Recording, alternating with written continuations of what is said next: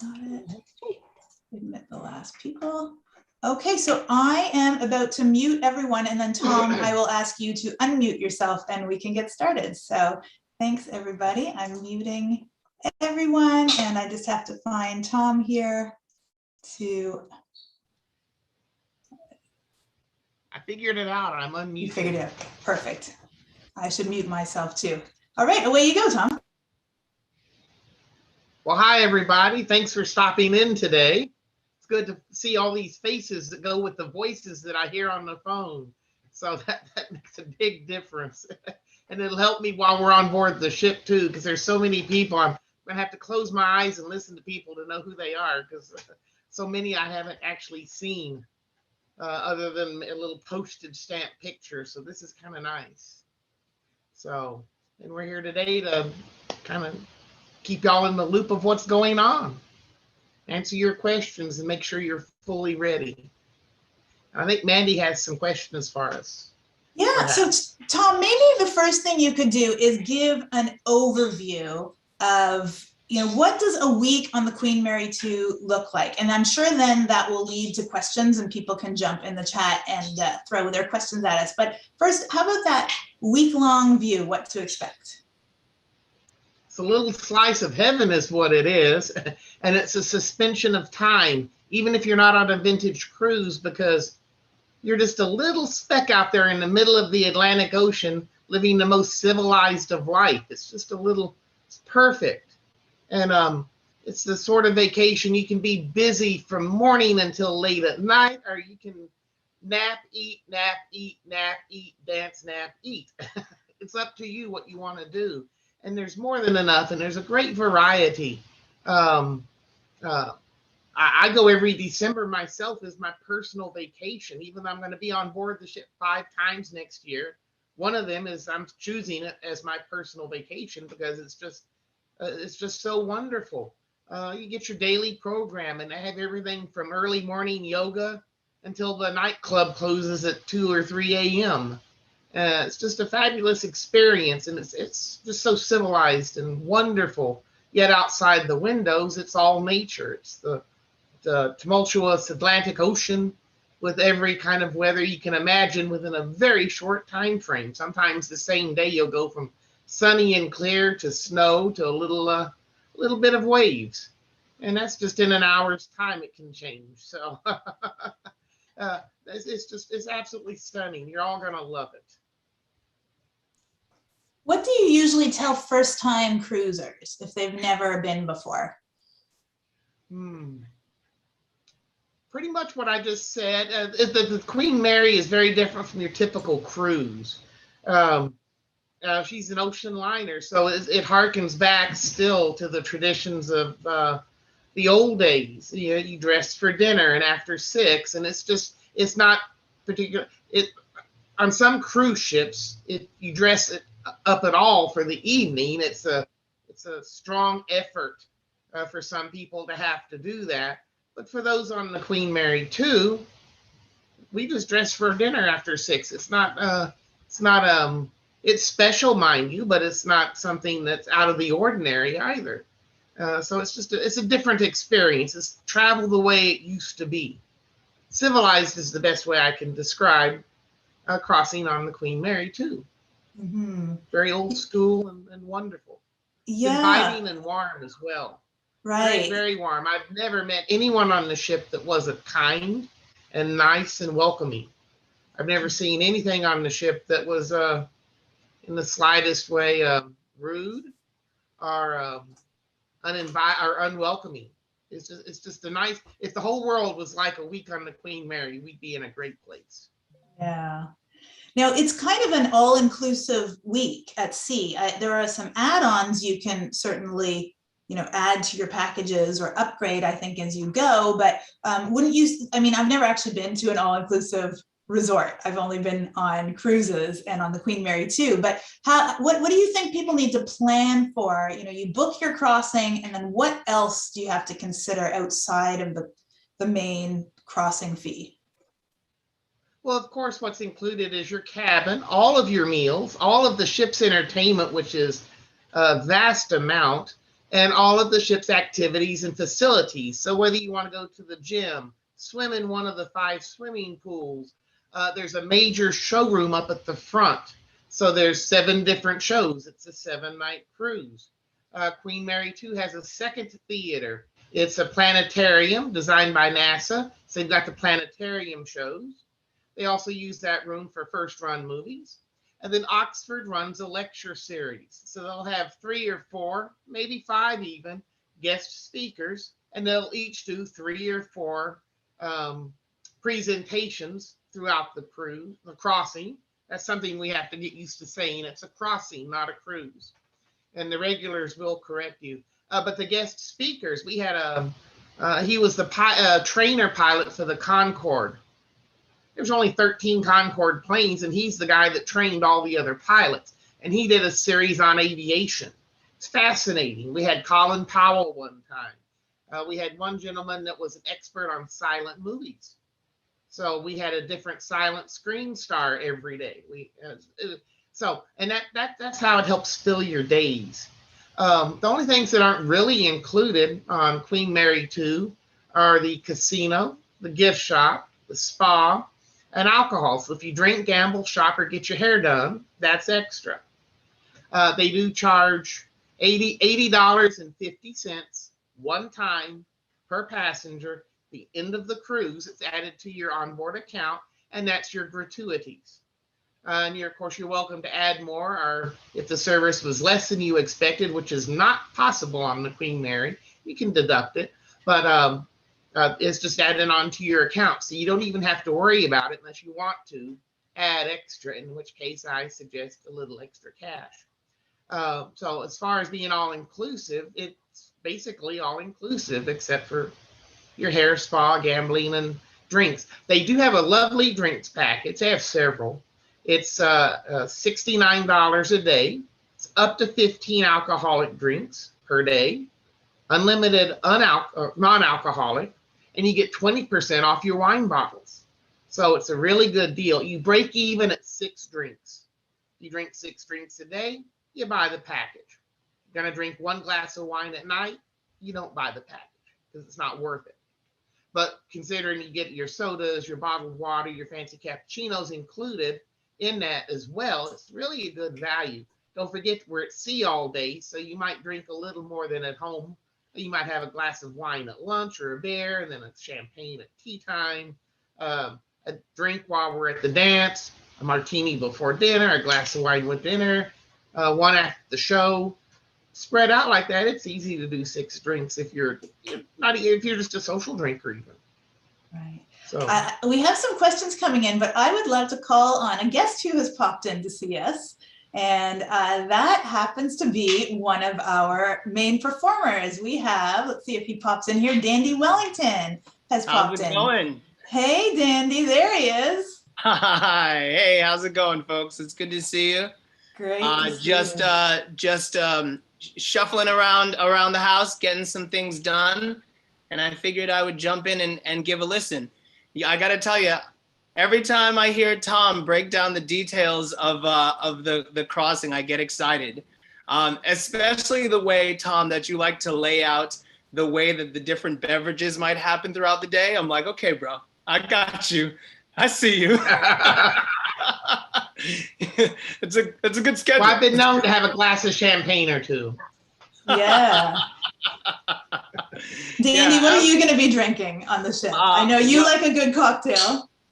Yes, I do like a good cocktail. I certainly won't shy away from the champagne. That'll be good because listen, we're going to be celebrating an extraordinary thing, an opportunity to hang out all together, to appreciate all the many facets of vintage culture, but to do so aboard one of the most elegant and fantastic ships that has ever sailed. So I'm really looking forward to imbibing and indulging in great entertainment and great company. And who knows? Speaking of beverages, we might have something very special in the way of cocktails, right? That's right. Something's Yeah, cooking. we're trying some new things. We're trying some new Yeah. Please, if you've booked or are thinking of booking the Dandy Wellington crossing, definitely make sure you say hello in the chat over there too, so we kind of know who's on the roster. And it's so great to have Dandy saying hi and joining us. Yeah, sure. Absolutely. Yeah. Now we have a question coming in that I actually think both Tom and Dandy, Dandy hasn't been on the ship yet, but I think this is a question maybe both of you could kind of talk about a little bit, because someone wanted to know, what is the ship like? Like, what can you expect from the vintage feeling? So I'd love to hear from both of you. I know, Dandy, it's maybe more from photos and from conversation, but vintage at sea, what do you think? Yeah, go for it, Tom. I think you should lay the environment. Well, thank you. Well, the ship has a very vintage feel in the fact that she's an ocean liner. Ocean liners are laid out differently because they're very inside oriented. Cruise ships are all about outside, sun, fun, outside in the open. Crossing the North Atlantic, everything's inside. So that in itself gives the ship a kind of a vintage feel. If you know anything about travel in the old days, her decor tends towards to be Art Deco. It's not over the top, but it's an Art Deco feel. But it's really the ambiance more than the decor, because people are dressed during the day. You move to tea time. You descend into dinner. It's more of an ambiance than the actual decor, which is Art Deco to a point. They didn't copy the old Queen Mary or Queen Elizabeth or Ile de France, but they paid homage to the older liners, but it's more of a sense of place than it is the actual decor, because it just feels like you're on an ocean liner, and that is in itself a vintage feel. Amazing. And I mean, thinking about just working with that, something that I am really excited about this crossing in particular isn't just the time that we spend where my band is on the bandstand and we're enjoying the largest ballroom at sea. It's the in-between moments, right? It's the vintage lifestyle. Personally, I dress like this all the time. I live this life. I love this life. And so why not find opportunities as we sail across the Atlantic to dig into that, to have seminars and socials, to have conversations about music, and just because we're on a ship, we can talk about aviation, we can talk about all kinds of joyous things that are a part of our obsession with vintage. And so that's one of the things that we're really curating to really delve into that, to connect over those magical things that we love, that we obsess about. And we've got some things that we're already planning, and even more that I know we will be planning, which is great. And then and listen, we'll break up some of those moments with a beverage, a great meal, some great conversation. And so that's some of the stuff that I'm really looking forward to, because I think a lot of us, whether in our minds or in our day-to-day, we live these cinematic moments, these well-dressed, elegant moments. And so on the ship, those things are just going to be enhanced tenfold. And we'll make sure we get photos too. Yeah.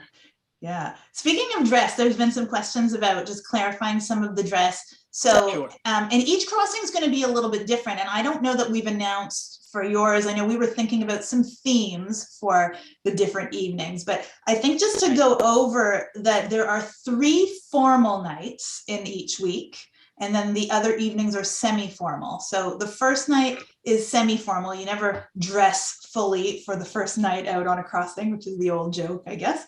And then there are going to be 3. Usually the first formal night is a black and white ball. Is that right, Tom?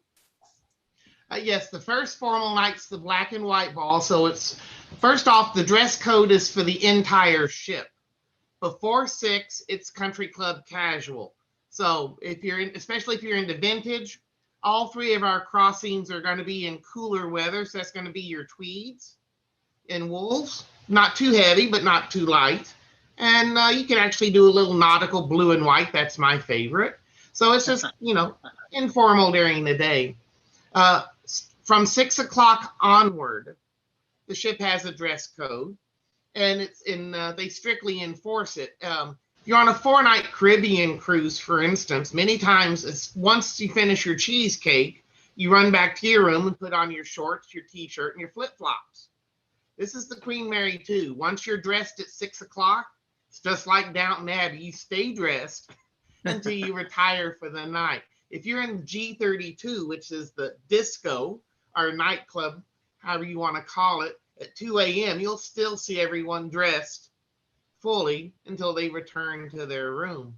The 3 formal nights, the first one is formal, are black and white formal. The second one is simply formal.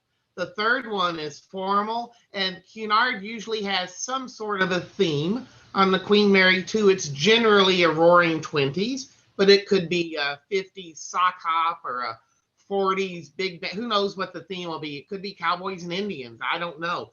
We'll know about 3 weeks in advance. Probably not cowboys and Indians. Definitely not cowboys. Probably not, but technically they have a list of about 110 themes, but I've only seen about 3.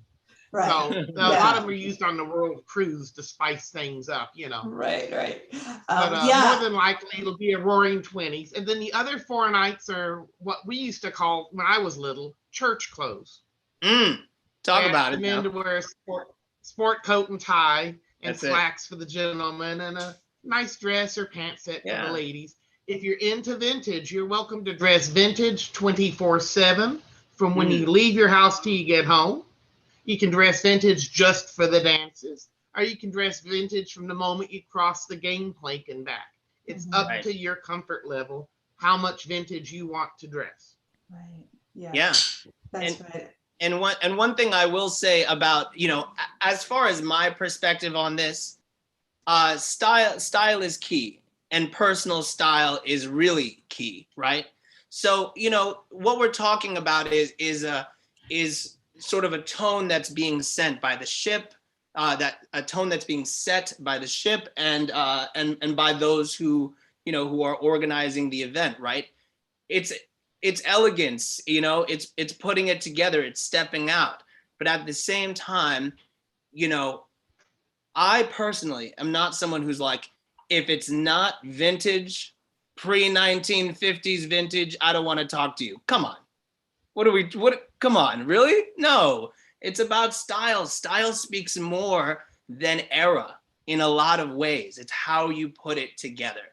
And so, it's great to have a situation where nobody's going to feel overdressed, right? Nobody's going to feel like if they love to step out, if they really want to be like, okay, I have this jewelry that I've been collecting for years. And so they want to do, they want to do pocket square, cufflinks, tie pin, they want to go full in, then they'll never feel overdressed. And for those who, maybe are a little concerned, they don't have a full vintage wardrobe, it's just an opportunity not only to dress up more than you might normally in whatever way that is for you, but also it's a great opportunity to try some things, right? To sort of go, all right, we have a year to explore this incredible, opportunity to dress up for an entire week in whatever that is. If as Tom says, because it's going to be a little bit cooler, because we're talking about a fall crossing, what about sportswear? We haven't even talked about sportswear. Listen, if you're walking around in +4s and a beautiful, a beautiful Fair Isle sweater, nobody's going to be like, man, you're underdressed. If they say you're underdressed, you send them to me. That's right. I'll sort them out. That's right. Yes. Now we should probably remind everyone, we are a part of the ship. Our private parties are going to be maybe 300 people approximately, maybe a little more. Maximum. Yeah. We don't want to get too crowded in the Queen's room. We want to be able to spread out and dance. So the rest of the ship, they'll have also the semi-formal or formal dress on those various nights for the whole ship, but in a maybe more modern way. And that's totally okay. people are going to ask probably to take your pictures if you're dressed up and all that sort of thing you're probably used to if you go to any vintage events in general. So we have to be ready for that, and we'll just set a nice friendly standard of being part of the rest of the community. On that note, Cunard had a marketing for a while, and it was feel famous, sail Cunard. And that's the whole point. It's to have fun. Yeah. So however you're comfortable, that's how you dress. And it's all about living a little bit of a fantasy life for a week, because nobody knows you except us. So feel famous, be a movie star, act like you're Hyacinth Bouquet going on the QE2. If you haven't seen that, you need to Google it, YouTube it. But it's just all about having fun. That's all. Yeah. Having fun and being comfortable and enjoying the music. Yes. Now, go on. Well, there are people I think maybe more concerned about being underdressed rather than overdressed. Might be something that comes up a little bit.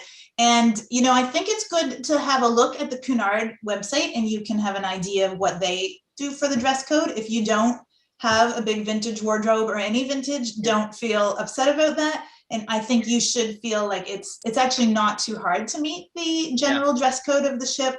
I wasn't sure before going on what it would be like. And I felt once I was on, people were dressed nicely, but you had a range. Not everybody was over the top. Some people were definitely, even on the formal nights, maybe on the more semi-formal side of formal, right up to full ball gowns. So anything goes. You're not going to get turned away unless you're in jeans and a t-shirt or something really not considered appropriate. So just check that Cunard page.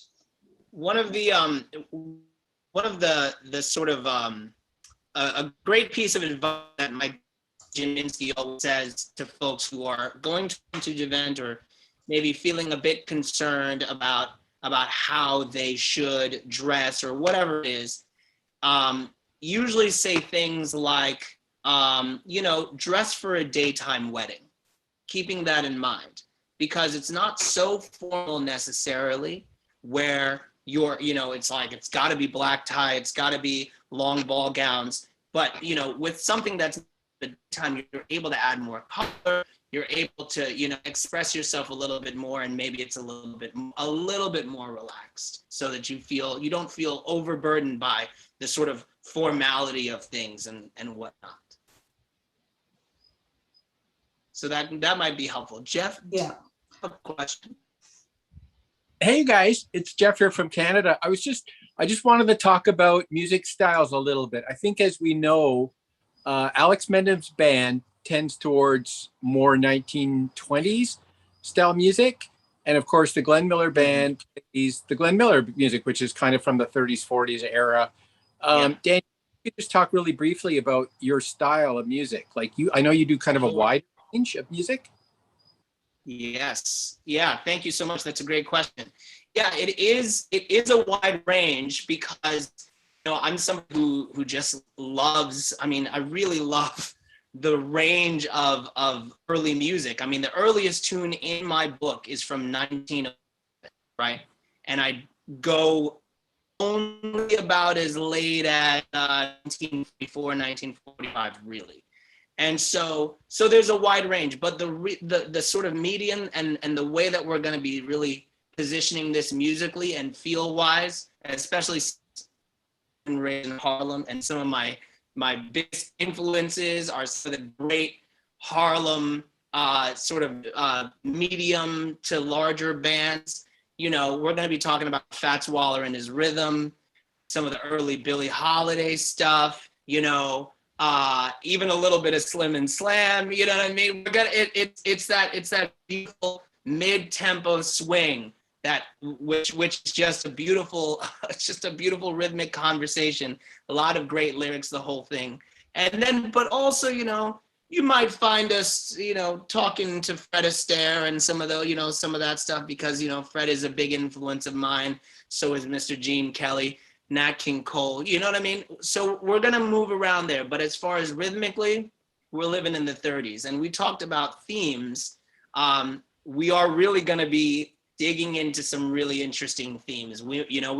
Of course, we'll go to New York because that's where that's where I'm born and raised, and that's where music just, oh, come on, it's just magical. But we might spend a little time in New Orleans for one night. We might spend it in some time in a few other places. So yes, it is gonna be a range. It's danceable, it's loungeable, it's just good stuff. Cool. Yeah. Thanks for the Now, question. more questions coming in also about the formal. So, formal is often dresses to the floor, but it doesn't have to be. I know I personally, on one of the formal nights, didn't wear a dress right to the floor. I had something that was kind of sparkly and I felt it was dressy enough, and Yeah. I was fine. It was absolutely fine. If you want to wear something to the floor, then absolutely. And then for men's, some people are going to go full white tie and tails, and other people are going to be wearing a more regular suit. So you've got that range too. I think there's a lot more flexibility than people. You might get worried. Don't be worried. Yeah. It's not so bad. Listen, Tim Jennings is talking about dress kilts. Yes. There's white dinner jackets, there's mess jackets, there's just all kinds, even a nice navy blue or midnight blue double-breasted suit with a nice, a nice sheeny silk tie, that would look great. Absolutely. Yeah, definitely. So, and if you're looking for fashion ideas, now we did put some on the website. If you look under the FAQ, I embedded a page that has a lot of brands. If you're looking for something vintage inspired, I also embedded a bunch of Instagram people who just look great and might give you some style ideas. Dan, did you have any brands you might want to shout out about? Because it can be hard to always just go and find real vintage in your size. Right. So what do you think? Yeah, absolutely. As far as brands, I mean, there are quite a few brands on the women's wear side. I mean, there's so many, from Stop Staring to Pinup Girl Clothing to just different ones. And also, I mean, there's a lot of garments that have been standard in women's wear for so many years. It's just a matter of taking that thing, that whether it be that circle skirt or whatever, and finding a way to pair it with something that feels just elegant, just classic, just good quality, and there's a lot you can go with there. When it comes to menswear, Simon James Cathcart is always a recommendation for me. Thomas Farthing London is also a great recommendation. And if you want to go with the classic American brands, of course, you have your Ralph Lauren, you have your Brooks Brothers, brands like that have been a part of timeless style for decades and decades. And they'll never fail you, because that's just who they are. No matter what happens trend-wise and whatever happens in the zeitgeist, they're always going to have those staples, those menswear staples that will keep you looking great for an entire week of elegance. Yes, that's so great. Absolutely. And just to give people another sense too, this question came up earlier and I didn't get to answer, but in terms of the schedule, it generally alternates. So I believe, Tom, correct me if I'm wrong, but I think, first night is never formal. So semi-formal, then formal, semi-formal, formal. So it goes back and forth usually. We will have more specific schedules later though. Is that right, Tom? Yes, actually everybody's going to get it. Well, I don't know how they're going to do it going forward, but generally we'll get a little ticket packet, as it were, and it'll have the actual days and themes listed, and then each orchestra is doing their own program of daily activities. So you'll know exactly for our private group, you'll know that we'll have our dance from 6 to 8 in the Queen's Room, and a cocktail party the next, we might have an afternoon cocktail party. We might have a sing-along or a name that tune or whatever the events are. We're going to have our own program that's exclusive to our group. And that's in addition to the ship's program, which will be slid under your door every night before you go to bed for the next day. So you'll have two programs. You'll have two programs of events to coordinate. So have your pencil ready. Yeah. Have your pencil ready so you can check Right. mark where you're going to be all the time. You know what? My biggest, before I ever went on a cruise, I didn't know what to expect. And I looked online for tips for first-time cruisers. And the best advice, maybe the only like really helpful advice I found, was to bring a highlighter. I always bring a highlighter because you get these big programs, and then we're going to have our stuff as well as what's going on the rest of the ship. And it's really handy to just go through and figure out, okay, what's going on when, that I want to make sure I don't forget about. So I highlight every day in my program. It's very handy. Now, I think it's a bit early because of the situation with the pandemic. Someone asked about what's going on in New York after, when we arrive on each crossing. And there will be things, but I don't know yet. I think there was some. I have that answer. Okay, great. Tom, please. Oh, good. Well, again, it's too early for the venues because the earliest one is 7 months away, and they're 7 months, 8 months, and a year away. So it's just too far in advance. But I believe each of the groups, Alex, Glenn Miller, and Dandy, will be planning something for Friday night, or excuse me, the arrival day, because we arrive early that morning. So I believe most of them are planning something for that night. It is not included because not everybody's staying. Some people are flying straight home. Some have other plans. It was just, we couldn't include it in our package. But I believe they're all going to be planning something for that night, maybe 2 nights. I don't know. Dandy's in New York. It's easy for him. Glenn Miller, I'm not flying them home. They're doing a tour, an East Coast tour, to get back to Miami, which will include probably a dance Friday, for his case, Sunday night. And Alex is working on something very special for us for Sunday night. And of course, there's plenty to do the rest of the week. Again, it's too early to say whether it will be going on next year, but there's quite a few vintage places you can go to on Monday, Tuesday, or Wednesday. But we should have all of that kind of finalized by January, well in advance. We're not going to surprise anybody in April 1st for April 24th. Hey, we got this 3-day event. Right. It's not going to, no, you'll know well in advance. Right. So you can plan. And I think people probably, I know I generally like to know in particular if it's something that I have to dress differently for, because then I want to plan around it. But the only one I think you really need to be aware of is that the ship does the black and white ball on the first formal night. We'll let you know about other things. Like, I know each of the performers for each of those weeks, like they do have some of their own things that they're planning, but we don't really want to announce all of it until we know what's going on the ship that week, because like we don't necessarily, we have to have it all fit together. Now, Alex, like his crossing was already supposed to have happened, but then it kept getting postponed because of the pandemic. He had a full itinerary that was ready to go, and he'll be tweaking that itinerary because he was actually ready. I think people were packed. Wasn't that right, Tom, to go on that Pretty one? much. And the program he did, they took it from the 1930s program and modified it so that it felt like you were on a crossing in 1936. It's just stunning. And each orchestra will have their own program to fit their theme and style, and whatever activities. I won't have the activity schedule on the ship until January either. Right. We know what it's going to be. Everything's in pencil. Let me put it that way. Everything's confirmed in pencil, but there's always that eraser. There's or if it has to be moved, just which day sometimes as well. Yeah. I can tell you the Queen Mary, as we're speaking, well, you're in France, Christian. She was in Brest, and she just left the dry dock. Well, probably she left this morning. This morning, yes, Tom. I was in close to Brest, and last Sunday with Isabel, we just arrived in the harbor, and I said, "But just look, there is a Queen Mary here."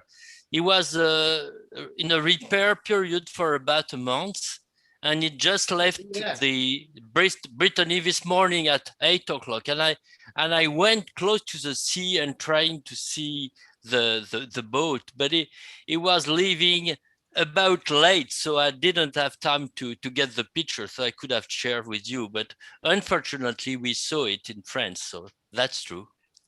Yeah. Well, I did see the pictures of her in the dry dock, and she is as shiny as a new car. Yeah. A beautiful paint job from the tip of the funnel to the keel at the bottom.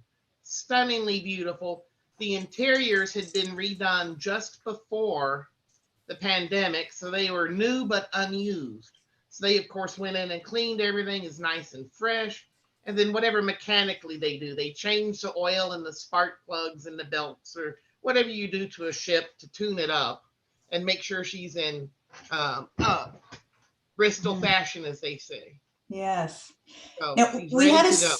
We had a similar question to the one after, after the crossing in New York. People are also asking about beforehand in London. I know there will be some sort of an event, but that's also a bit of a fluctuating target, I think, because of venues changing, venue availability. Do you know for the first spring ones, Tom, if that's confirmed, what's happening? Well, with Alex Mendham, him being in the UK, that was our very first one, and we included a dance there. Since we've added the other two bands, they're American based, and with unions and immigration and such, trying to get a performance set up over there was difficult. So something could happen, but I wouldn't count on it. But there's maybe not a full performance. Yeah, maybe more like something informal.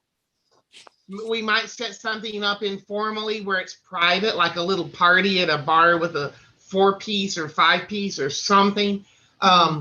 I know with Alex and Alex Mendham, we're doing a tour to Highclere Castle, and we're going to make that available on the other two, as well as some other tours. With the Glenn Miller, we might do a tour to some wartime sites, being a 40s and 50s cruise. We'll see.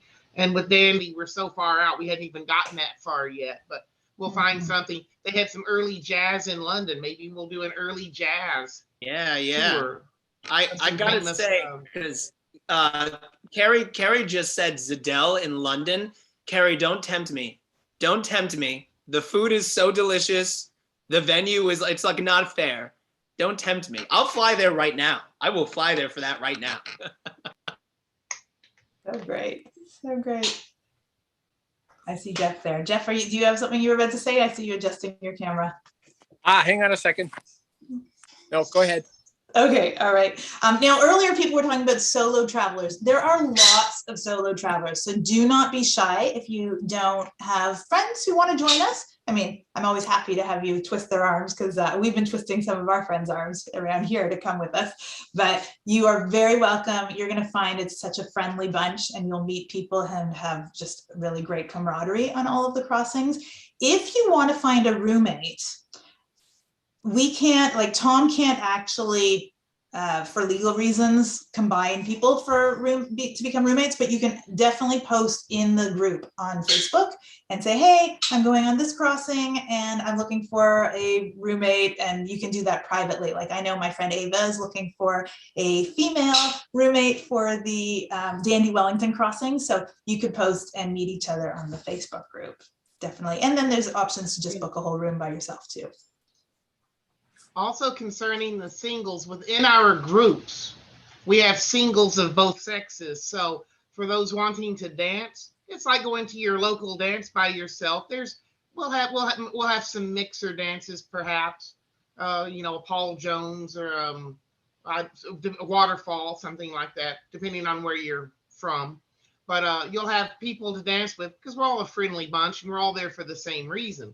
Now the ship's orchestra plays every evening from 9:45 onward, and pre-pandemic, Cunard was famous for having dance host, mostly male, but the occasional female dance hostess.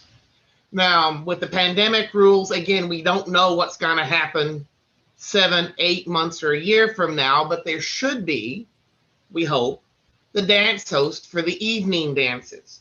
So that way you'll get to dance plenty with our own orchestras, and then move on to the ship's orchestra, and perhaps there's some dance hosts or hostess to dance with if you'd like to the ship's orchestra late in the evening. But again, that's penciled in. Right. And we definitely, like, I happen to know on the Dandy one, I see Michael, who's here from Paris, Michael Morin, and we have a few other friends that are definitely dancers on the Dandy one and coming ready to dance with everyone. And I'm sure on the other ones too. So if you want to dance, I don't think you will have any problems finding partners among our group. Who do we have on here that's not from the US? Because I've got a lot from France, a lot from Switzerland. I've got some Brazil, Australia, Norway. I've got some clients from Norway, Brussels, of course, France, and the UK. So who on here today is, type it over on the right if you're not in the US, so we can see who's writing in. Yeah, we'd love to know. And also Eric's asking about any airfare or hotel deals for the group. Are you helping with that kind of thing, Tom?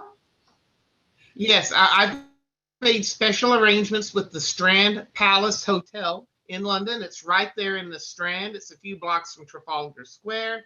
If you're familiar with the Savoy Hotel, it's right across the street. So we can always go. We can have a cocktail party ourselves. We'll go to the American bar the day before if you want. There's a lot to do. I've got great rates there. I'm arranging motor coaches to take us directly from the hotel to the ship.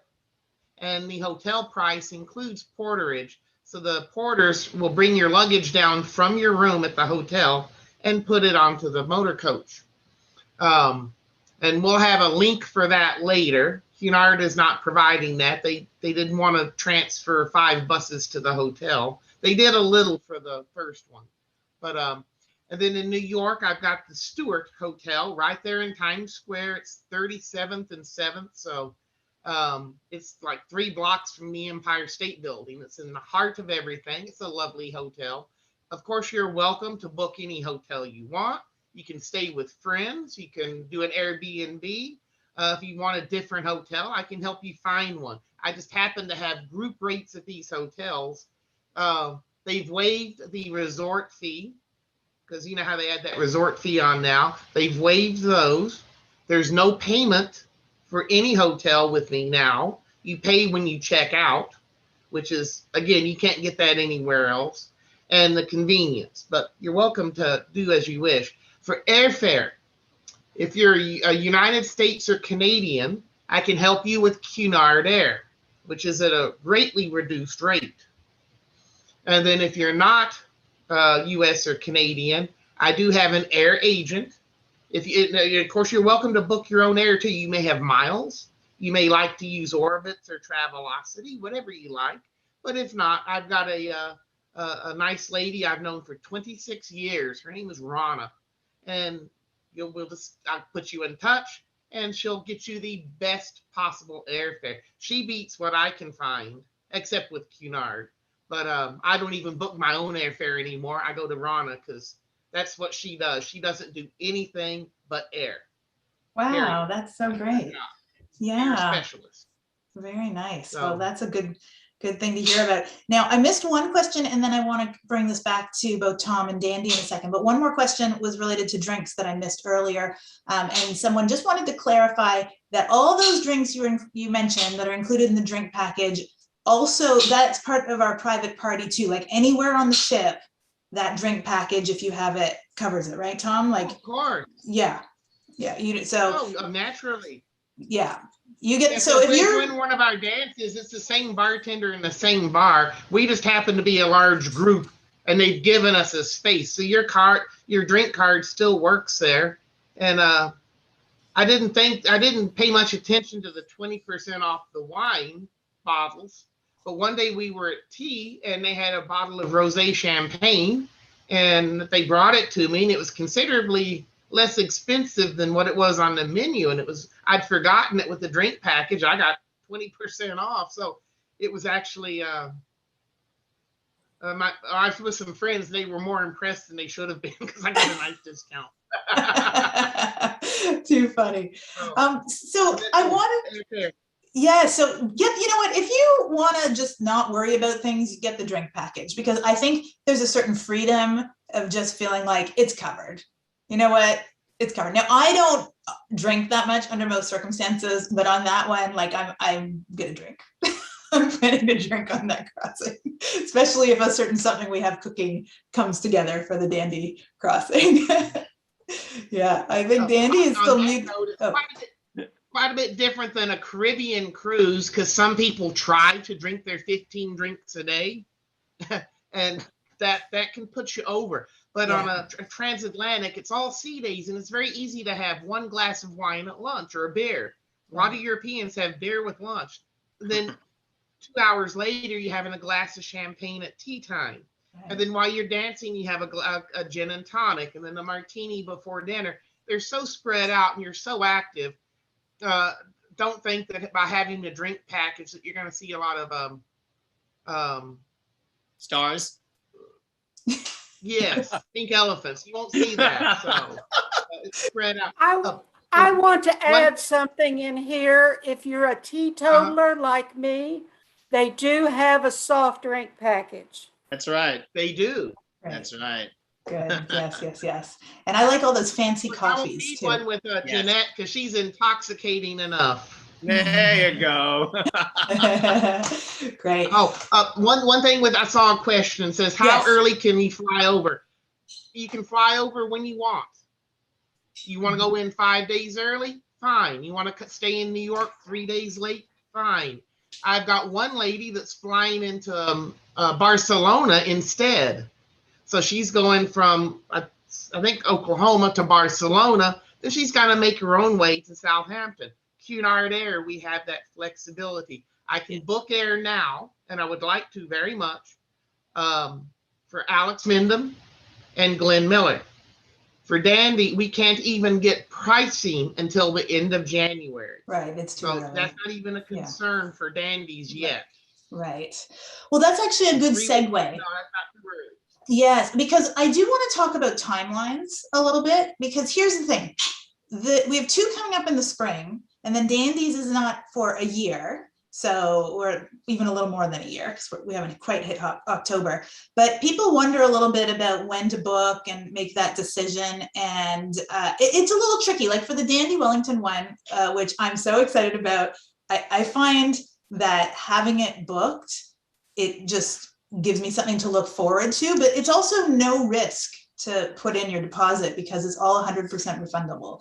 So I think that I'd love to hear from both of you, but I know a lot of people, like if they wait, then the cabin type that they wanted, like the balconies are gone, or they just don't have the flexibility to choose the cabin they want. So you don't want to be disappointed. And I think that booking early is a good idea. I'd love to hear from both of you though, like how does it feel for you, booking timelines, making plans like more than a year out? What's that like for you guys? Well, the Queen Mary's a one-of-a-kind ship with a one-of-a-kind experience. And because of that, she's selling out for 2020. The kennels are sold out until July of 2023. The ship is filling up fast because she's the only one that does what she does. And all 3 dates are very particular. The April 24th, for instance, it was originally the first transatlantic after the world cruise, so it's full. The May one is the start of the European tourism season. It's full. The October one for Dandy, it's part of a split crossing. They cross over, they go to Germany and back twice a year. The entire city of Hamburg comes to a stop. The river is lined. Everything is closed. It's a big party because the Queen Mary's coming in. And they have a lot of German passengers as well for those. So the return voyage is part of that split. So all 3 of them are 3 of their most popular sailings. And so we have 300, hopefully have 300 people. The cruise, Cunard did not set aside 150 cabins on a shelf. They gave me pricing. So that doesn't mean if you want a certain, for instance, all of the Queen's grills on all 3 are sold out. next October. The Queen's Grill is Yeah. sold out. I saw one Princess Grill on Dandy's. They pop up now and then. Right. The rooms with the picture windows, those are gone Right. because there's not that many of Oh them. my gosh. So, yeah. and somebody said, "Oh, I don't want to put my money down in case the cruise line goes out of business or something." It's been a year and a half, and not only are they back in service, but not one person that requested a refund was not refunded in full. Yeah. Don't give that a second concern. So get Right. your refundable deposit in and lock in your space. Yeah. Yeah. It's just such a relief. Dandy, you're looking ahead. How does it feel? More than a year Yeah, out?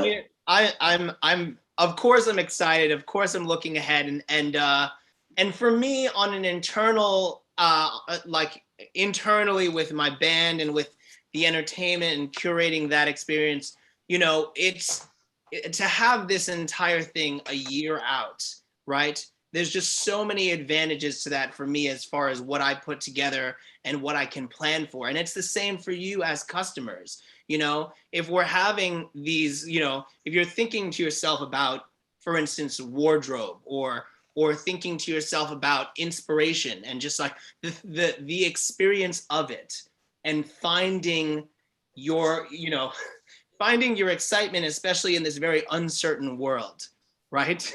You have a year to do that. You have a year to come to that. You have a year to, you know, to explore this, like this excitement, especially if you have something to look forward to, right? And that is one of those things. I mean, I will tell you, yeah, sure. As a musician by trade, and there's a lot of other things that I do, but yeah, but as a musician, you know, last year was tough. This is tough now. It's uncertain. But to be able to have that thing that you've set aside money for, you've set aside the time for yourself to go, I'm going to experience life in a way that brings me joy, you know, in this way. It's so important. It's so important. So on a personal level, that's one thing that I'm really, really excited about. On a wardrobe level, I'm planning. There will be some custom items made. Yeah. There will be some incredible wardrobe decisions made for the band, things like that, you know. And so those are the various elements that I'm already starting to work out. And so the step that we all have to take in order to make, you know, to start to plan that is just to put down the deposit. The deposit is totally refundable. And so that is just a joy in this uncertain world. I mean, you know how many, for all of us, you know how many phone calls we had to make when the pandemic hit to all the airlines, to all the da-da-da. It was just a mess. Yeah. But we're in a pandemic world. So we're thinking about it that way.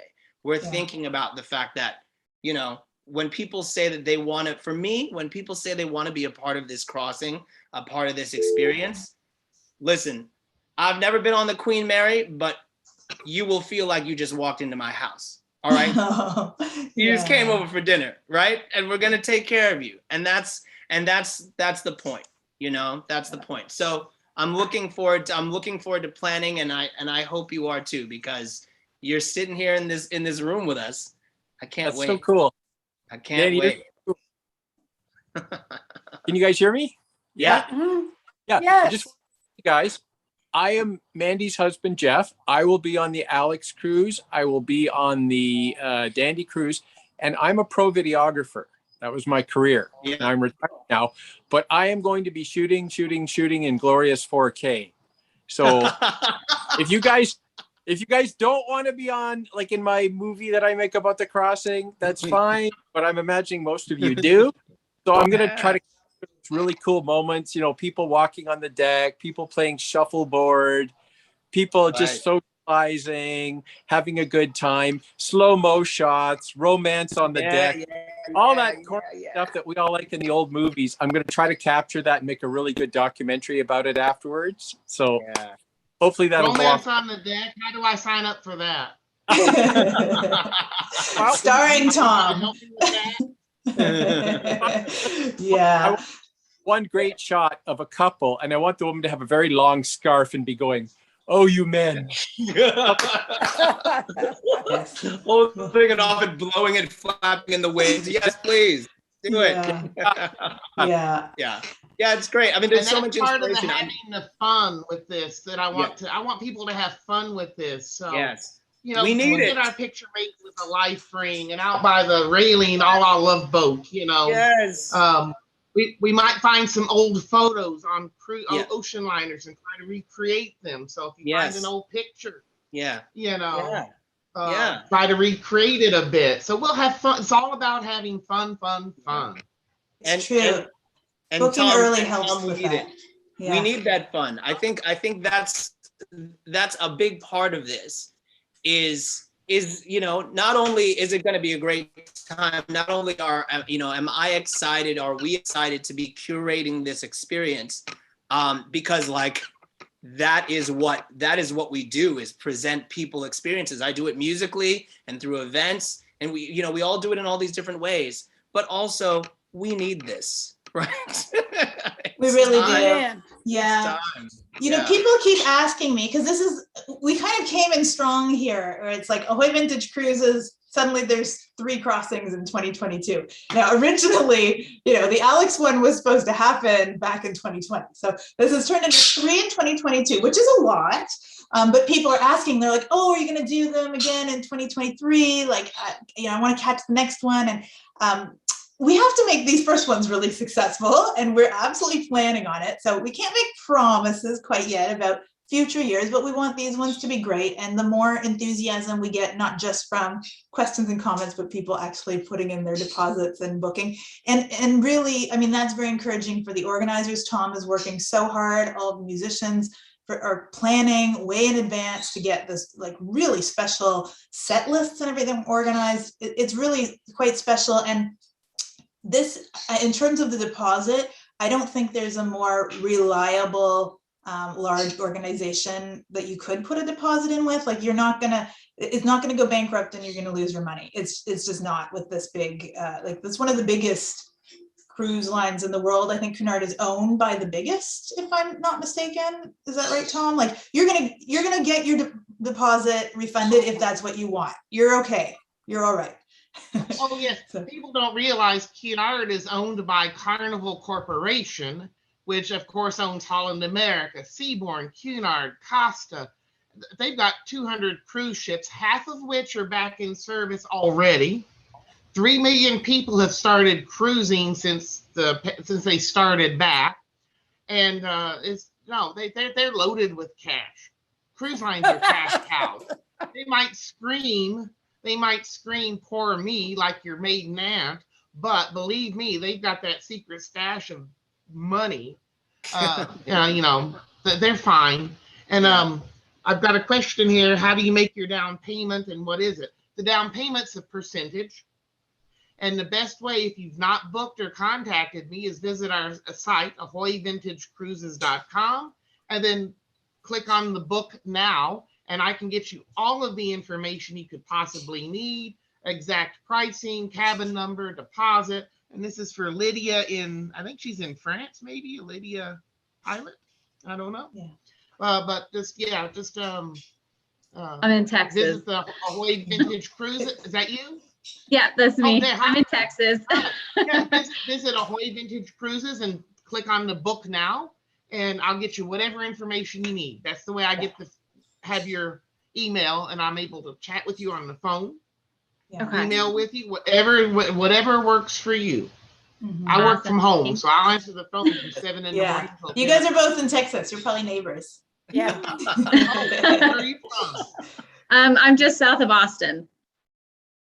Nice. Okay, wonderful. I'm in Dallas, so. Yeah. Oh, okay. Everybody, I'm from Dallas. That's why you can't tell because I don't have an accent. There you go. I'm originally from Fort Worth. All right now. Yeah. All right. That's Christian. And now I've talked to Sue before, but I've never seen her. And now I've got a good picture. Hi, Sue. Are you knitting? She's probably still muted. Oh, I'm working on a beaded dress for 1920s. So that's what you Yeah. look like. Hey, how are you? Wonderful. Yeah. And for all of you Texans, you have to head over to Galveston when Dandy performs there every spring. That's a great gig. Yeah.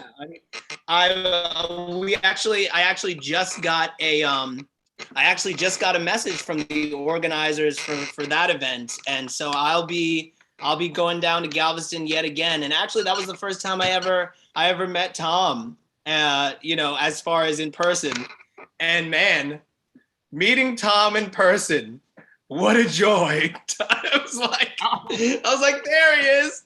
And he comes over with the double-breasted white, jacket. And it's just, and I was like, okay, so we've been friends for years. Is that what it is? We've been friends for years. Pretty much after just one, yeah. And then I've got, let's see, there's Naomi. Is that right, Naomi? Yeah, almost. Hi. Is it Hi. Noemi? Where are you I'm from Switzerland. from? From Switzerland. Well, I've got quite a few Swiss on board, so you'll be right at home. Are you in Zurich? No, near Lausanne. I'm the French-speaking part of Switzerland.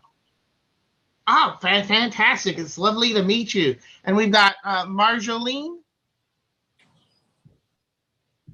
Hi. Yeah, I think if people want to unmute themselves, I believe we've covered the main question. So if people want to say hello now, you're very welcome to. If there's a big question we didn't get to cover, make sure you answer. I'm here. Yeah, you can shout them out now or write them again. Yeah, nice to have everyone just getting to say hello. Mandy, can you talk about the tea a bit? Oh, that's maybe my favorite thing. The tea is the best.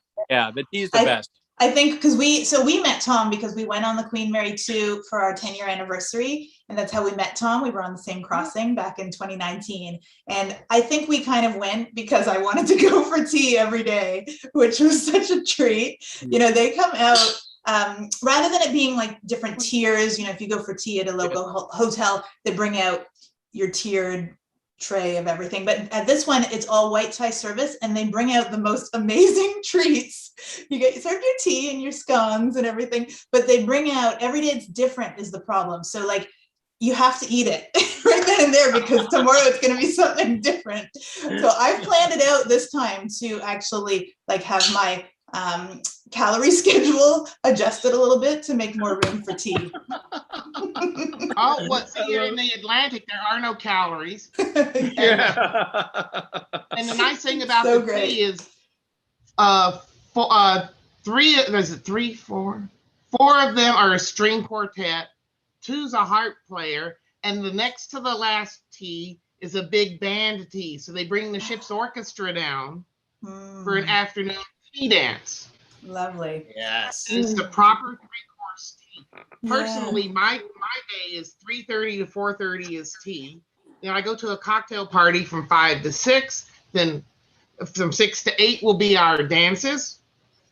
We go to the chart room at 8 o'clock for a cocktail. Dinner's at 8:30. And then at 9:45, you can go to the main ballroom, dance to the ship's orchestra. You can go see a big show. And about 12, or go to the Commodore for more cocktails. And then at midnight, you go down to the G32, which is the nightclub, and dance to ABBA and the Bee Gees. You know what? We didn't see that for like 5 or 6 days, that behind the Queen's room, there's this nightclub.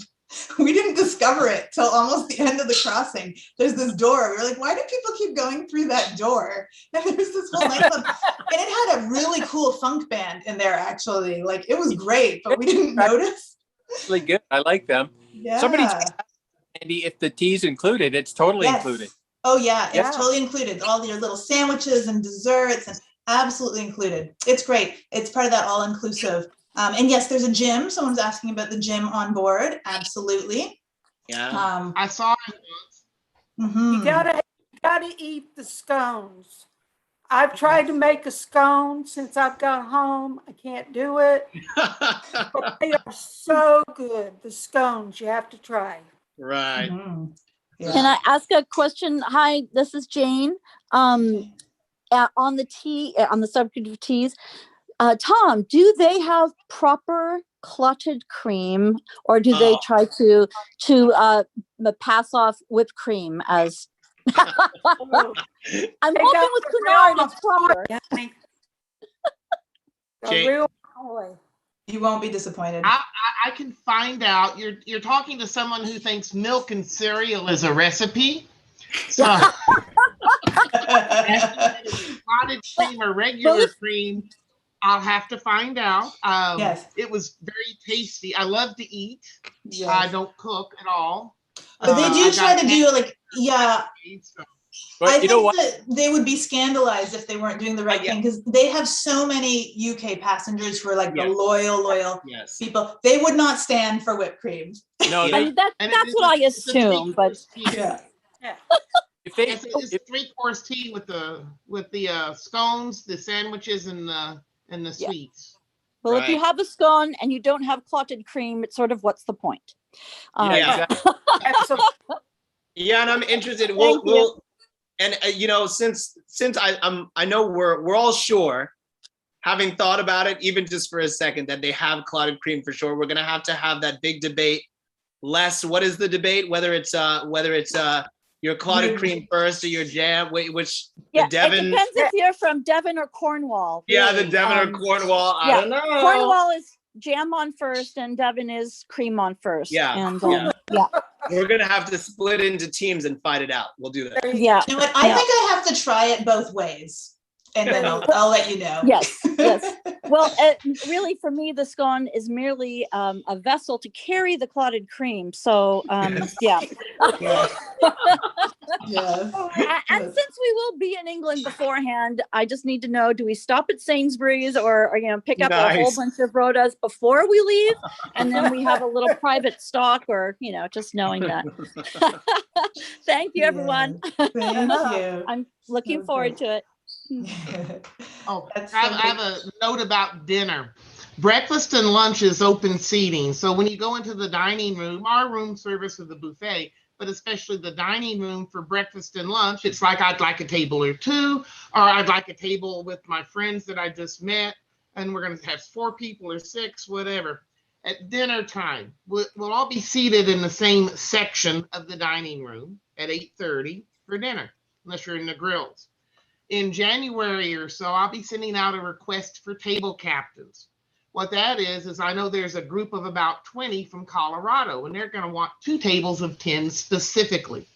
So one of them is going to write me back with these 10 couples want 2 tables together. So I've got some couples from Switzerland, and I know that they're going to want to sit together. So I'll ask Naomi, do you want to sit with the other Swiss people?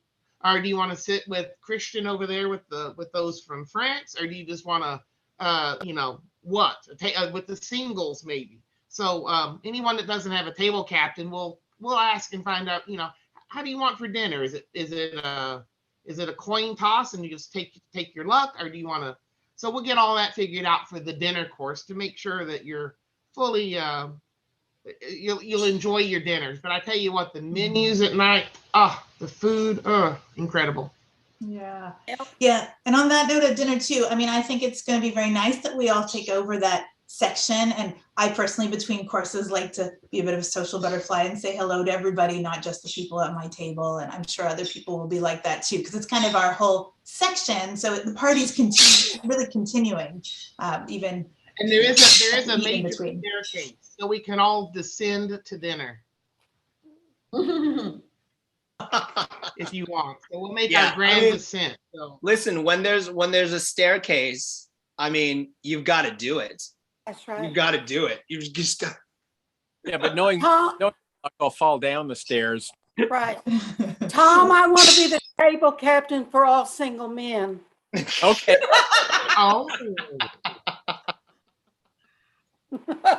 I like the way you think. I'm getting too old to try and be ladylike about it. Okay. Let's see. I got Michael. Who's Michael Moran? How are you? Yes, our dancer. I think you're going to be the dance captain, Michael. Yes, I think you're still muted. You can unmute yourself there if you'd like. Hi, everybody. Sorry. First of all, sorry for my French accent. No. Did you just apologize for one of the greatest accents ever? That's Come on right. now. Thank you, Nandy. C'est bon, c'est bon, c'est bon. And it looks good too. Woo. Thank you. And even the Nice to Dutch meet people you. like French accents, so everybody loves the French. Okay.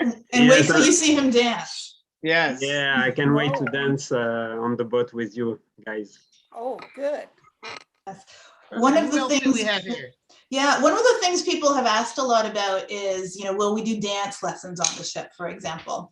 So I think this is something that has to be pretty informal, mostly because of space availability.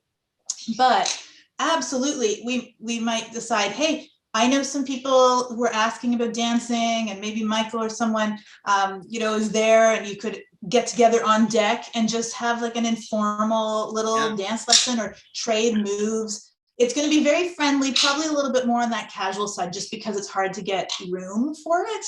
But that's the Dandy Wellington one. I believe Michael's joining us on, and for other ones too.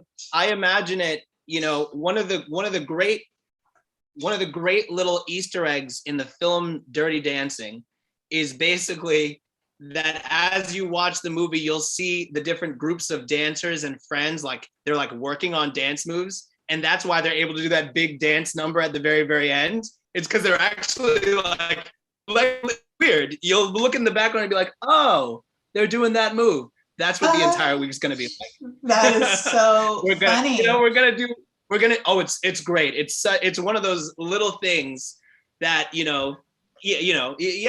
maybe they were a hired dancer, or maybe they were just background actors, but they're doing that thing throughout the entire film, and it just adds to it. You've just given me an idea. I know. I'm already on your wavelength. Good. For the Glenn Miller trip, Just a question. my husband and I are usually the ones that help people decide, is it okay to go out on the dance floor yet? Because we don't even wait till the meal, when we've gone to dinner dances, forget the food. We're on the dance floor as soon as the band starts. Yeah. So we will be encouraging people to get up and get dancing on the Glenn Miller trip every night. It'll be so cool. We can't wait. So great. And the ship does offer daily dance classes. However, with the COVID regulations, we don't know. It's like the dance host. Hopefully they will have those back. They will have them back at some point. I just don't know when, but they do offer daily dance classes, which is awfully nice. Mm-hmm. And then concerning the COVID, it's simply too early to know on any of them what the regulation, they change daily. But the CDC has proclaimed that cruising is the safest way to travel because, like I said, 2.5 million people have cruised since it's picked back up, and they've only had 121 people out of 2.5 million even test positive for COVID, and they were dispatched quickly over the side. And that's all. That's all cruise lines. If you take, that's less than one per ship because there's 500 cruise ships, and that's a 0.025% or less. Per ship. I mean, it's so minuscule. Do you know, Tom, if Cunard is requiring vaccinations of their staff? Yes. Oh, the staff certainly. Okay, thank you. Yeah, passenger wise, we'll know basically a couple of weeks before what the rule is for our particular cruise because it's changing. But I think it's lightening up because now U.S. citizens can travel freely into the UK, so it is lightening up. Thank goodness. I think we'll have to keep an eye on that. If you are a Facebook friend, like I love Facebook, and there's several groups on there that are connected with the Queens, and you can find out a lot of information as to what's going on right now as far as Cunard and the men not there dancing, and you can ask questions. Right. Yeah, there's that one group, Cunard Past, Present, Future, I think it's called. Yes. And you might like to join that just to kind of hear from people who are taking their crossings right now or doing different travels right now. It's quite interesting. Because right now you have to be UK citizen. Right. Yeah. Yeah, so interesting. Now, what haven't we covered? Does anyone else have a question you feel like we missed? Does anybody want to say hello? We haven't said hello to yet. Hi, I'm Marie. Hi. Hi, I do have a question. Do they have pools, like indoor swimming pools? Yeah. Yes. They've got 5 pools on board the ship. 2 of them are indoor and 3 are outdoor. The on deck 12 forward, they've got the solarium pool. It's got a glass dome. So of course in April it will be closed. But if you were doing a Caribbean or warm weather, they press the button and it opens up. That's also where they have the golf simulator. So if anybody plays golf, you have a golf simulator for 300 different courses. And then there's a driving range, deck 12 aft by the kennels. Okay. So, and then they've got it's a kind of a thalassotherapy pool in the spa, but it's got to be 30 feet by 30 feet or larger. And so if you have a spa package, you can use that one. And then the 3 outdoor swimming pools as well. So 5 altogether, plus a couple of hot tubs. All right, thank you. Yeah, we're historical reenactors, and this is going to be a whole new experience for us. Wow. That's great. Wonderful. So 4 to 6 suitcases. yeah. Here's a question. Yes. You're only limited by luggage by what you want to pay, because you know airlines. It's usually you might get one free. Cunard does have a service. It's called White Star Service, and I'll be sending out a link for that. I'll be doing a video for October on luggage and transfers and such. But you can actually. I've got a client going to Scotland for 2 weeks before the crossing. So they're going to pick her luggage up the day she goes to the airport. They'll store it somewhere, some warehouse somewhere, and then it'll be delivered to the hotel when she gets into London. That way she doesn't have to carry it around with her while she's traipsing around the Scottish Highlands and on the trains getting to London. She's going to have her one small suitcase, and the rest of them will show up there. At the London hotel, and then 1 or 2 of them I think are going straight to the ship. So you can Yeah, if anyone saw that photo of Tom with all his luggage, you bring a lot of luggage. Well, just 3. It but like more than 3. Well, that's because they're big. Yeah. But you can put 2 suitcases. The beds are larger than twin, but not quite double. Put together, they're a king. And under each of those 2 beds, whether it's put together or not, you can put 2 regular suitcases. It's very easy to put 4 suitcases under the beds. The other 2 you can put in the corner behind the chair, and they'll be out of the way if you're going to take 6. Yeah, one thing, guys, that Mandy and I were pleasantly surprised by is on the ship, there's a laundry service on the decks, which is really nice, actually. If you're a man and you just want to wash your dress shirts, it's really nice. Yeah. Yeah. Yeah, especially if you're going over an extended period. I one time went over a week in advance, and when I got on the ship, it was time to do undies and socks and things, and nobody else was using the laundry because they were all fresh from the airport, but I'd already been gone a week. So I sent my dress shirts off to the dry cleaner, and I did my own little socks and undies while I was unpacking, because they've got the self-service laundrettes complimentary. Pretty much on every passenger cabin deck. If there's cabins, they've got a laundrette somewhere. Yeah, the laundrette's great. The other cruises I've been on didn't have that, so I love that. We did that, and we did some of our own ironing, and we also sent Jeff's tuxedo and suits to be pressed, and it was very nice. Very convenient. They do have an iron and an ironing board in the laundry room, not in your room. Right. Yeah, you can't bring an iron, but you can bring a small steamer. And the electric on the ship, they've got both American 110 and the UK or European style sockets. So you don't need to bring a converter for the ship. Now, if you're European and want something to plug into in the US, or if you're in your US and you want to plug in something at your hotel in London, you'll need a converter. But on the ship itself, they've got both kinds of plugs. And pressing dresses, yeah. And Tom, did I hear a vicious rumor that we cannot use a blow dryer or a curling iron or that sort of thing on board?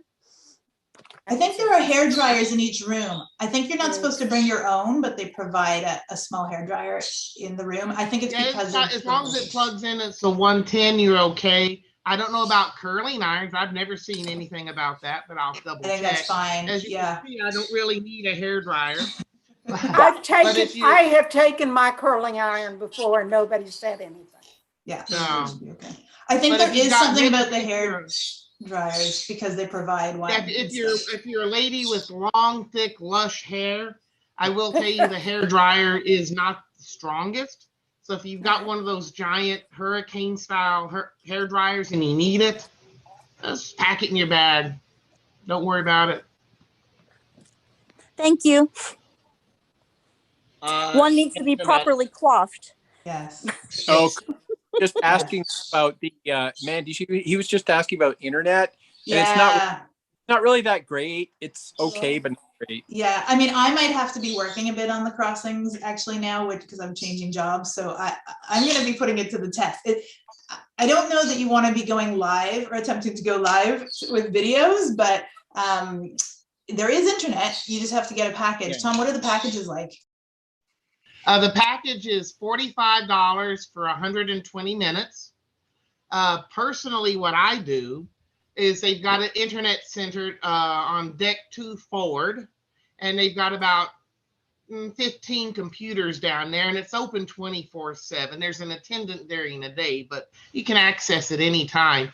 And for me, because I'm on vacation, don't forget this internet is by satellite. So it's not, there's a little delay, especially in the middle of the Atlantic. And if there's bad weather and electrical storms, that could affect it. But I've never had any trouble getting online, checking my email and my Facebook and posting, wish you were here, haha. And I'm on board, and I always have minutes left over. But if you have to keep up and do work, it works fine. It's not as good as on land. Like I said, it's by satellite. Sometimes it can be a little slow, but for what I do, like I said, checking email, updating Facebook, it's fine. And I never use because I'm on vacation. So I tell everybody well in advance, I'm gone, don't call me. So if you ever use your cell phone on board, don't do it unless you want to pay exorbitant fees. I thought I was close enough to New York City to pick up a cellular line, and I was not. And I had to pay big bucks. So just watch what you do with your cell phone. I think it's not a bad thing to shift some of the thinking around it. Now, if you have to work, I might have to work. That's one thing. But when you're talking about uploading big files, it just might not be worth it. I think there's something to be said about preparing all your photos and videos, and then it's really exciting to share it when you get back rather than during the trip. And of course, we're going to enjoy that. Like, we're going to have hashtags, and everybody's going to want to see everybody else's photos and videos at the end. But during that week, maybe just shift the thinking a little bit back to the modem days that we had to wait. We had to wait a little bit. Yeah. Is it possible to rent a tuxedo on board? They used to have a tuxedo rental. I've never looked for it because I don't need to, thank goodness. I'm fortunate, but I can certainly find out. It used to be a service they offered, but I don't know. Let me make a note to myself to check on that. Yeah, and in terms of someone else asked here about pressing ladies' dresses. Yes, you should be able to have anything pressed that needs to be on the ship. I might have to get a little portable steamer. Dry cleaning services. Yeah, dry cleaning too. Yes, absolutely. It's so great. Very convenient. And actually, they have the stuff-a bag for the laundry. If you don't want to do the laundry, it's the stuff-a bag. Anything you get in the bag, it's $25. Yeah, the prices are reasonable considering the convenience factor. Like, it's very nice. Good thing to, just not have to worry about it. It's great. Hair salon. Yes, they do have a salon on board. I haven't used it, but I think you can get your nails done and everything, and get a massage while you're at it. Get all dolled up for the evening. Now, I don't know that they'll have vintage hairstylists. Right. This is the magnificent opportunity. It's depending on which crossing, it's anywhere between 6 months or so to a year out, it's like wet set practice. Let's do it. You know? Yeah. Oh yeah, Vintage YouTube hair is your friend. tutorials. Yeah, of course. You Yes. know, say Well, you know, thinking about sort of more of the sort of older ways of hand washing some of your stuff. I mean, I've been thinking so much about detachable collars and other things, like how to, you know, washing those and getting those cleaned. And so you know, I'm excited to put that to the test in the ultimate travel experience too. Yeah, Dandy, one thing you were talking about there, it's a while out. So one of the cool things is, you know, if you don't have a vintage wardrobe, you can start building it up piece by piece now. And I have a lot of stuff that kind of impresses people, but it's not true vintage. Like I generally just go to, you know, secondhand stores around my area. Yeah, that's exactly it. Get things like sweater vests and nice ties and blazers, and you know, you can put stuff together. You don't have to be rich. You can look like it by spending tens of dollars, you know. So we got lots of time. That's exactly true. eBay, Salvation Army, Goodwill. Yes. It can be done. It's all about styling. And even if just, you know, just from my own experience as an example, if you look at any of my photos, it's always a mix of vintage and modern clothing. I mean, even as simple as just the fact that like this shirt is a Ralph Lauren shirt that I got, you know, I got secondhand someplace. It didn't cost me that much. This is a vintage tie that when I was down in Texas, a good friend of mine was just like, here, take them. All right.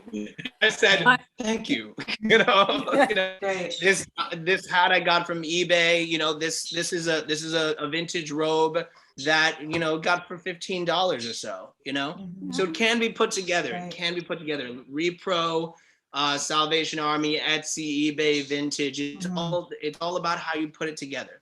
That's it. Yeah. That's what I'm planning to do, is sew a 1930s wardrobe. I'm looking at patterns. There's a lot of companies out there that do reproduction of vintage patterns, and actually several fabric companies, you can find designs. I know that Spoonflower, there's several designers on there that have recreated 30s designs, and that's where I'm going. And like anything, you always create a inspiration board. Yeah, there you go. I hear you, Deanna. Inspiration board, and I want to put you on the spot because I think this is a great example for any of the sewists out there. So thinking about various items that you are going to be creating over the course of the year, like for whatever crossing you're going to, right? How many pieces do you think you're going to be able to complete per month? Started. Depends on how you sew, really. This is why you go to eBay, Salvation Army, and Goodwill. Honestly, you could probably do about one a month if you're really dedicated. I've got one cutout. I've got one cutout that's been in my bedroom for 2 months. Yeah. And I keep saying I'm going in there and I'm going to make that. Right. Yeah. 1 to 2 if I'm lucky. 1 to 2, yeah, that's the thing. You just start to, whatever it is though, because you already have an existing wardrobe. You've been to functions in your life, you know, you've been to a christening, a wedding, a birthday, whatever, you know what I mean? A job interview. Listen, you have that suit, that one, you know, business casual suit that you go to on for a job interview. Put the right tie with it, put the right accessories with it, let's go. Dandy, Dandy, us gals that are sewists, we got skills, baby. 4 days for a 30s top.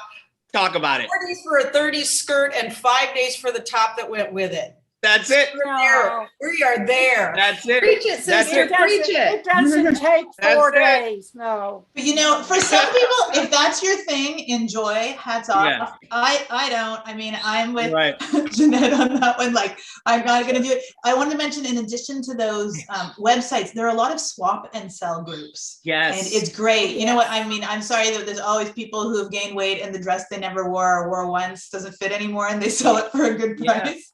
So there's some great groups, for a swap and sell. Look for vintage swap and sell, or like reproduction. There's one called Pinup Styles or Pinup Swap and Sell. They're really great.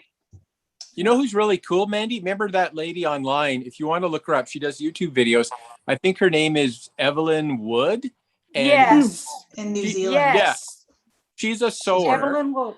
She's Yeah, a and sewer. She's amazing. what she does is she doesn't just create stuff from scratch. She takes existing clothes and she kind of alters them to look more vintagey by adding things like little, lace around the neck and stuff. So Yeah. Evelyn Wood. Yeah. Absolutely. We can share more of those things in the group too, so people And can you see. need to watch all of Downton Abbey. They're running a binge now. And all the Fred I and know- Ginger movies and all Yes. the Yeah. He-Man movies. Yeah. There's so much inspiration. Yeah. It's great. It's And great. Gentlemen Prefer Blondes. Yes. On a ship. On a ship. Yes. Got to see that one. Yeah. I mean, we've got different eras happening too. I want that seamstress from the Marilyn Monroe, Jane Russell. You know movie. what? It's funny because that wasn't even someone with a big credit. It wasn't one of the usual Edith Head, Ori Kelly, one of the big designers at all. It was just, but it's amazing on that particular film, Gentlemen Prefer Blondes. So just for the ship part alone, which is actually most of the film, just terrific. Yeah. Yeah. And that'll be the wonderful, like, this is the kind of stuff, especially leading up to, inspiration is such important currency, for just in general in life, but especially for this, I'm just excited for us to put together, to start to collectively put together, a movie watch list, a listening playlist. You started talking about tea. The first thing that came into my head was When I Take My Sugar to Tea. The song, the playlist. Oh my gosh. So many things. So that's what's exciting about it, is the inspiration, and then getting to live that inspiration for a week. Yes. And at some point, Dandy's going to West Coast Swing. Yeah. Take My Sugar to Tea. That's a West Coast Swing song. Really? That sounds like a more modern version if it's for West Coast Swing. No. Nat King Cole, you can West Coast Swing to it. We've got. Oh, yes, you can. Oh, yeah. Nat King Cole all day long. West Coast Swing nowadays is getting pretty techno. Yes. So it's going a different direction. But look, it started as Lindy Hop. And that one. And then listen, if you're talking about the Boswell Sisters version, it's a little something different. So it's great. It's great. Now, at some point, Dandy has a little jingle he's been working on. I know it's not ready yet. Oh my gosh, you keep bringing it up, and I'm nervous. Because people are going to freak out. It's so good. I got the little sneak peek, and it was so good. It was so good. So I started writing. Yeah, I started writing something just based on the name Fascinating Voyage, and I'm really excited. We're gonna get you a rough draft soon. Looking forward to it. Yeah, I think I spoke over someone earlier. Does anyone else want to make a shout out or? Well, I was thinking, like, we were talking about people talking about like how much luggage. Also consider capsule wardrobes. Yes.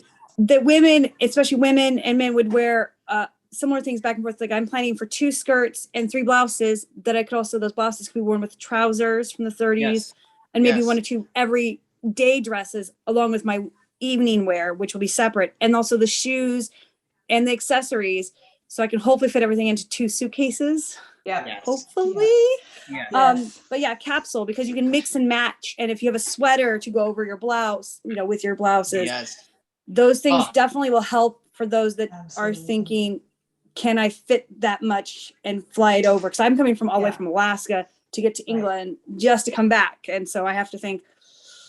Yeah, being smart about it. I actually don't like, my husband thinks it's a lot of luggage, but I actually don't like to bring a lot of luggage. I just bring one of the maximum size suitcases for flying, and that's it. And very stuffed carry-on. So I get stressed out about lugging stuff around too much city to city. So you can be pretty clever with a capsule wardrobe. I agree.